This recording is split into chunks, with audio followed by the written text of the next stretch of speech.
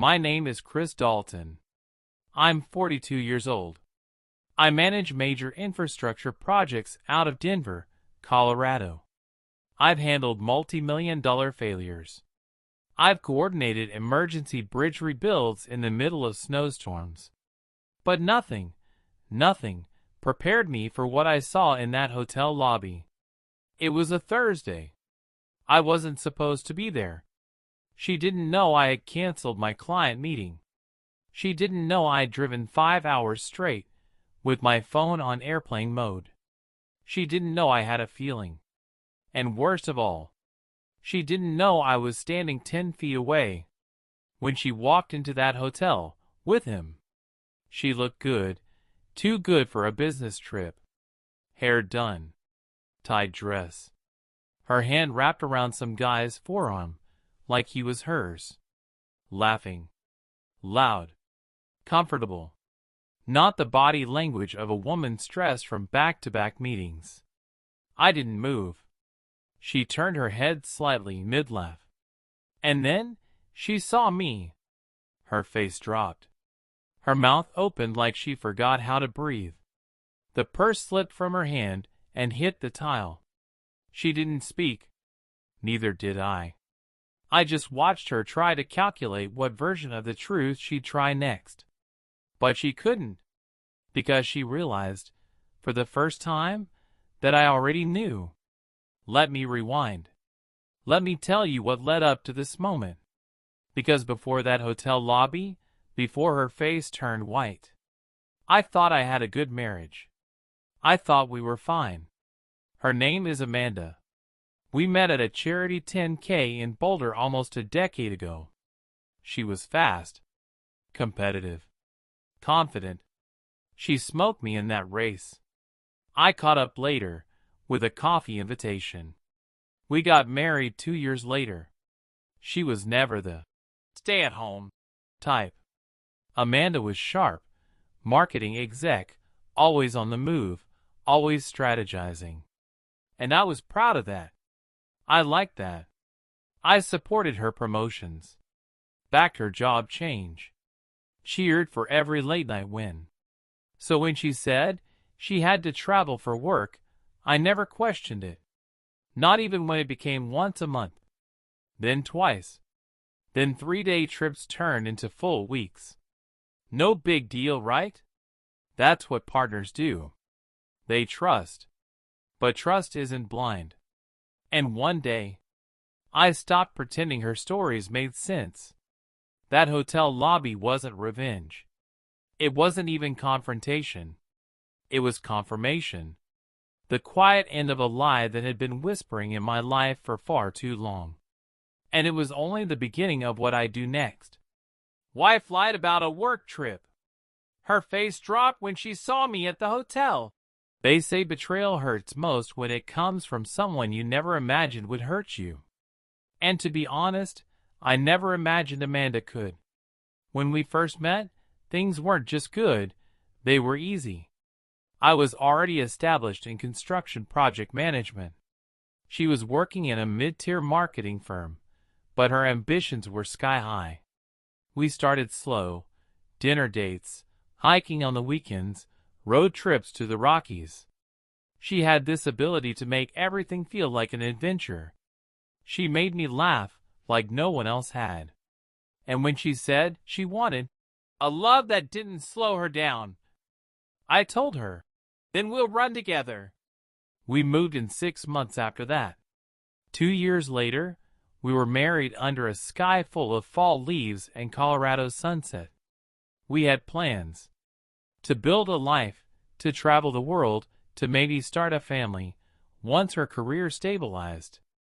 I supported that. I didn't want to be the man who clipped her wings just to feel secure. So when her job started demanding more of her time, I didn't push back. When she had to work weekends, I cooked dinner. When she had to fly out for conferences, I helped pack her bags. When she said she needed space to grow, I gave it. That's what love is, right? There were beautiful moments. Sundays in bed, giggling over Netflix. Late-night drives just to chase food trucks downtown. She'd leave post-it notes in my lunchbox. "You're my rock. I love your patience." I saved those. I still have one in a drawer. It says, "You're my only constant in a world full of chaos." Funny, isn't it? How someone can write that while building a secret life. The shift wasn't sudden. It was subtle. It was smart. It was calculated. It started with longer meetings. Then she changed her phone passcode. Said it was company policy, security updates. Okay. I didn't argue. We respected each other's privacy. But slowly, those little things began to pile up. Her laughter disappeared from the kitchen. She started sleeping facing the wall. Conversations got shorter. Hugs felt colder. I told myself it was work stress, that it'd pass. After all, her company was expanding. Then came the trips. First quarterly retreats, then training sessions, then back-to-back weeks on the road. She always had an excuse. "You know how corporate is. I'm just trying to secure a director role." I believed her. Or maybe I wanted to. The thing about lies? They don't scream. They whisper. They sneak into your everyday life like fog. Soft, quiet, until you can't see straight anymore. I remember one night she came back from Chicago. Said the meetings were exhausting. But I noticed her luggage still had the tags from Atlanta. She laughed and brushed it off. "Flight changes. Last minute reroute." And I bought that. Again. Why? Because she'd earned my trust. And I was too busy holding on to the version of her I married to notice the one who had slowly started to vanish. One night, we were lying in bed. She was scrolling on her phone, smiling at something. I leaned over to peek, instinctively, casually. She tilted the screen away and got up. Said she needed water. I laid there, staring at the ceiling fan. And for the first time, I felt it. Not anger. Not jealousy. Just distance. I wanted to ask her then. I wanted to say, "Who is he?" But I didn't. Because I was scared of the answer. And maybe that's the worst part. Not the betrayal itself, but the silence you keep just to delay the moment everything breaks. I wasn't ready for the truth. Not yet. But it was coming. Like a slow-moving train you hear long before it reaches you. And when it did, it hit harder than I ever imagined. You see, love makes you blind. But patterns? Patterns don't lie. And the pattern was clear. She was slipping away. And I had two choices: pretend it wasn't happening, or start watching carefully. I chose the second. I just didn't realize how deep her lies ran until the night her phone lit up at 2:07 a.m. The phone buzzed. 2:07 a.m. I wasn't asleep. I'd been lying there, still, quiet, for hours. Amanda had her back to me. The glow of the screen lit up her face like a flashlight in a dark cave. She didn't flinch. Didn't reach for it. Just let it buzz twice, then silence, but I saw it. That one name I'd never seen before. M. Just the letter. No full name. Just M. I didn't say anything. Didn't ask. Didn't lean over. I closed my eyes and burned that one letter into my mind like a brand. The next morning, she got up early, 5:45 a.m. No alarm. No sound. She thought I was still asleep. I wasn't. She tiptoed into the bathroom with her phone. Stayed there for 15 minutes. When she came out, she acted normal. "Morning, babe," she said. Then kissed my forehead, a gesture she hadn't done in months. It was scripted, calculated, fake. I played along. That day, I canceled 2 meetings. I needed time to think. I drove to a nearby lake, parked under some shade, and just sat there, phone in hand. I wasn't the kind of guy who snoops. But I wasn't the kind of guy who gets played, either. I didn't have her password. And I didn't want to go full-blown paranoia without some proof. So instead, I started watching her patterns, her tone, her excuses, every movement, every shift. Over the next 2 weeks, I kept notes. Private journal. Locked folder. Just to be sure I wasn't imagining things. Thursday. Said she was in back-to-back Zoom calls all day, yet her AirPods weren't charged. Saturday. Went for a team brunch, came back with a wine receipt and a perfume I didn't recognize. Monday. Gym bag in her trunk, but no gym clothes inside. These weren't mistakes.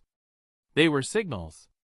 She was trying to live 2 lives, but doing it with the arrogance of someone who thought I was too blind, too trusting, too passive to ever notice. And maybe that's who I'd been. The loyal husband. The supportive rock. The quiet provider. But not anymore. I wasn't going to accuse her. I wasn't going to shout or confront. I wanted truth, not arguments. And truth doesn't need noise. It needs evidence. One night, while she was asleep, I picked up her phone. It didn't unlock with her face. She was turned away. But I noticed something. She'd started leaving it on airplane mode at night. Why? So I wouldn't hear anything. So notifications wouldn't come in while she was next to me. So she could lie, uninterrupted. That confirmed everything. I didn't sleep that night. Instead, I made a list. A plan. I called a buddy of mine, ex-military, now working private security in cyber forensics. Told him I needed help discreetly. He didn't ask questions. He just said, "Send me everything you know. I'll do the rest." By the end of the week, he had pulled a few threads. And what unraveled made me sick. There wasn't one guy. There were 2. One was a colleague she'd been mentoring. The other, a former college flame who, according to my buddy's dig, had booked the same hotel in Dallas on the same nights she'd been there. And guess what? Neither city was on her original travel schedule from work. I didn't confront her. I thanked her for dinner. I said, "I love you," when she left for her strategy retreat. Then I packed my bag. I wasn't going to guess anymore. I was going to see it with my own eyes. And so, I did something I never thought I would. I tracked her location. Not through her phone. Through a shared tablet we'd synced months ago. It pinged a hotel 3 hours south of where she claimed to be. I checked in under a fake name, paid in cash, wore a hat low on my face, and waited. I didn't need to catch her in the act. I just needed to see the truth. And that's when it happened. The elevator opened. I stood near the back of the lobby, reading a newspaper I wasn't actually reading. And there she was, smiling, holding his hand, like she wasn't married, like I didn't exist. Her betrayal wasn't even hidden anymore. It was casual, public, proud, until she saw me. And then, everything shattered. I didn't yell, didn't ask, why? I just looked at her, and for the first time in our marriage, I saw a stranger wearing my wife's face. Time slowed down. In that hotel lobby, for a few seconds, it felt like the air had been sucked out of the entire building. Her smile vanished. The guy next to her froze. He looked between us, confused, like he wasn't sure if he just walked into a gunfight. She said my name, low, nervous, almost like a question. Alex? I didn't answer. I didn't need to. The truth was standing right there, wearing heels and guilt. I turned, walked past her, didn't look back. Not because I was dramatic, because if I stayed 1 second longer, I might have screamed. Not at her. At myself. For missing the signs. For giving her the benefit of every doubt. For defending her lies like a damn fool. I walked out into the parking lot and sat in my car for a full hour. Didn't turn on the ignition. Didn't cry. Didn't curse. I just stared at the steering wheel like it held all the answers I'd been too scared to ask. She called. I didn't pick up. She texted. Please let me explain. I didn't mean for this to happen. Can we talk? She still didn't know I had receipts, screenshots, flight logs, booking records, the whole damn blueprint of her betrayal. I wasn't operating on suspicion anymore. I had proof. And more importantly, I had clarity. I drove home in silence. No music. No podcasts. Just me and the low hum of my tires, like a war drum getting louder by the mile. When I pulled into the driveway, her car wasn't there. Of course not. She was still at the hotel, with him, pretending to be on a business trip. I walked into the house we once called our forever. It looked smaller now, colder, like her energy had already drained from the walls. I stood in the living room, same place she once danced barefoot to Stevie Nicks, and made a decision. No more tears. No more pretending. I went to the office, opened the drawer where I kept the documents she never bothered to read. The prenup, the house deed, the separate accounts. She thought love made her untouchable. She forgot I'd been burned before. I had protected myself, legally, quietly, thoroughly. And now? Now I was ready to use that protection. That night, I didn't call her. I called my lawyer. Told him everything. Set every file. Every screenshot. Every timestamp detail that painted her into a corner she'd never escape from. She came home the next morning. Eyes red. Voice soft. Alex, please! Can we talk? I looked at her, really looked, and realized something brutal. I didn't recognize the woman in front of me. Not because of what she did, but because of what she became. So calm. So good at lying. Almost like it was a second skin. I know everything, I said. Her face dropped. She tried to deny it for a second. But when I mentioned the hotel, the fake cities, the initials M, she stopped talking. Silence. Guilt hit her like a wave. She reached out for me. I stepped back. You didn't just lie, I told her. You disrespected every version of me that ever believed in you. And that was it. No yelling. No dramatics. Just truth. Cold. Sharp. Final. I didn't cry that night. I didn't break down. I just started planning. Because some people seek closure. But I was ready to deliver consequences. There's something dangerous about a man who no longer reacts. Because when the yelling stops, the thinking begins. And I was done reacting. The next morning, I left the house early. No words. No threats. No drama. Just a note on the kitchen counter. Don't call me. Don't follow me. You'll hear from my lawyer soon. She still believed this was something she could spin. That I'd forgive her after a week of silence and tears. But she didn't know what I'd already set in motion. I met my lawyer at 8 a.m. sharp. He had already drafted the petition, not just for divorce, but for exclusive ownership of the house, financial separation, and emotional damages backed by evidence of infidelity. See, the prenup we signed 6 years ago? She laughed about it, said, "We'll never need this." But I never took chances. And now? That prenup was my sword. By noon, we'd filed the paperwork. My lawyer delivered the first warning shot. A formal letter, certified mail, signed receipt. No more texts. No more heart-to-hearts.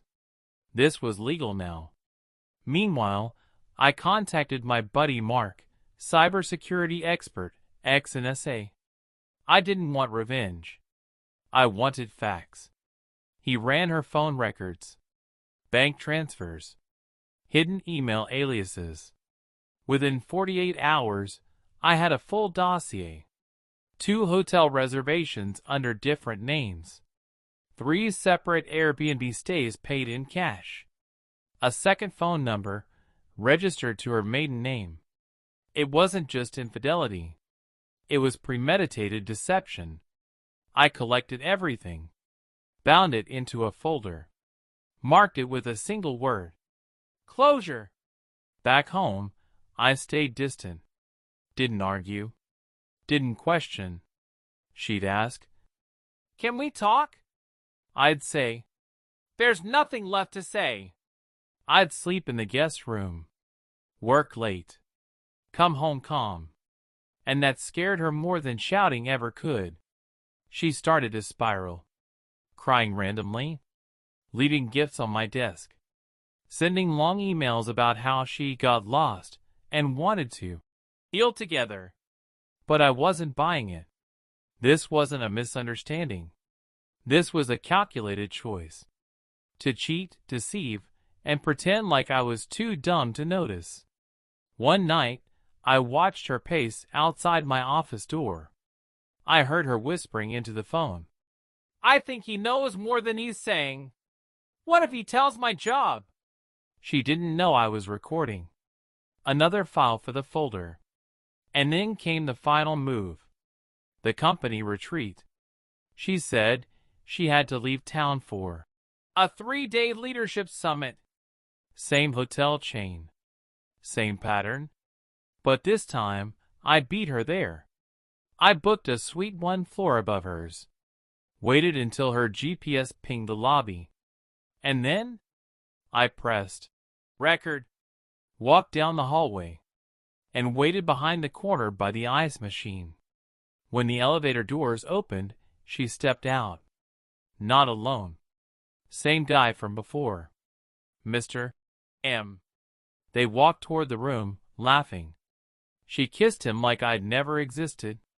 And just before the door closed behind them, I slid the envelope under it. It read, "For the record, Alex." Inside, the prenup, the evidence, the court notice, everything. I didn't knock. I didn't wait. I walked away. Calm, complete, untouchable. The next morning, she called me 14 times. Then her mother called. Then her sister. The messages were all the same. "She's devastated. Can't you work through it? Everyone makes mistakes." No. Everyone doesn't spend months lying and hiding phones and booking hotels behind their husband's back. This wasn't a mistake. It was a decision. Back home, I changed the locks, forwarded her mail, cleaned out every trace of her. The silence was powerful. The peace? Unmatched. She thought I'd never fight back, that I'd just sit there, loyal, confused, broken. But she forgot something crucial. I've been trained to win wars without ever raising my voice. You don't have to scream to break someone. Sometimes, the silence is louder than any explosion. And mine? It was deafening. The envelope I slid under that hotel door. It worked faster than any courtroom filing ever could. Within an hour, she was blowing up my phone. "Please, Alex. We need to talk. This isn't what it looks like. He doesn't mean anything." It was always the same script. Same cheap lines. But I wasn't the same man. 3 days later, she received her official notice. Divorce proceedings initiated. Full property retention enforced. Evidence of marital misconduct attached. The reaction? Nuclear. She showed up at my front door sobbing, begging, pleading. "We can fix this. Let's go to therapy. Don't throw away everything." I didn't even invite her in. I just looked her dead in the eyes and said, "You didn't throw it away. You burned it. And now I'm just putting out the fire." Then I closed the door. Within 2 weeks, her world began to cave in. First, her job. Turns out, the work trip, lies caught up to her. HR flagged her travel expenses. One of her emails said while in that hotel, used company resources to communicate with her affair partner. They let her go. Then came the social fallout. See, I didn't say a word. But people talk. Her friends. Our neighbors. Her own sister, the one who once called me too quiet to lead, reached out and said, "I'm sorry. I didn't know she was doing all this." But the final blow? That came in court. My lawyer requested a hearing, and with my folder of evidence, it wasn't a battle. It was a presentation. We played the recordings, displayed the logs, shared the texts. Her face turned sheet white as her own voice echoed in the courtroom. "He's clueless. He still thinks I'm in Orlando." Silence. Even the judge looked at her with disgust. The verdict was swift. White heavy checkmark house remained mine. White heavy checkmark no spousal support. White heavy checkmark her savings frozen pending review of misused funds. White heavy checkmark and best of all, a line in the official record. Deception and breach of marital contract confirmed. That clause alone made her unemployable for months. And still, I didn't gloat. I didn't shout. Didn't post on social media. Didn't humiliate her online like she deserved. I just walked out of that courtroom feeling clean. Revenge doesn't always look like fire and fury. Sometimes it looks like a man walking away, free, focused, and finally at peace. She tried one last Hail Mary a few weeks later. Showed up at my mother's birthday party. I wasn't even surprised. She made a toast. Spoke about growth and owning your mistakes. Tried to cry her way into sympathy. But no one clapped. Not one person. I stepped up to the mic afterward and said, "Sometimes people leave, and sometimes we remove them for our own survival." The room went silent. She left before dessert. And that's when I realized I didn't just get revenge. I got clarity. She wanted to ruin my life in secret. I ended hers in the light. With facts, silence, and law. It's been almost a year now. And if you saw me today, you wouldn't recognize the man I was. Not because I've changed how I dress or cut my hair, but because I finally look like someone who's free. Free from the weight of betrayal. Free from second-guessing my worth. Free from trying to fix what someone else chose to break. I live in a different town now. Bought a small house near the water. I fish on weekends. I read books again. I even started painting, something I haven't done since college. And no, it's not a perfect life, but it's an honest one. And that makes all the difference. People ask me, "Do you miss her?" Truth?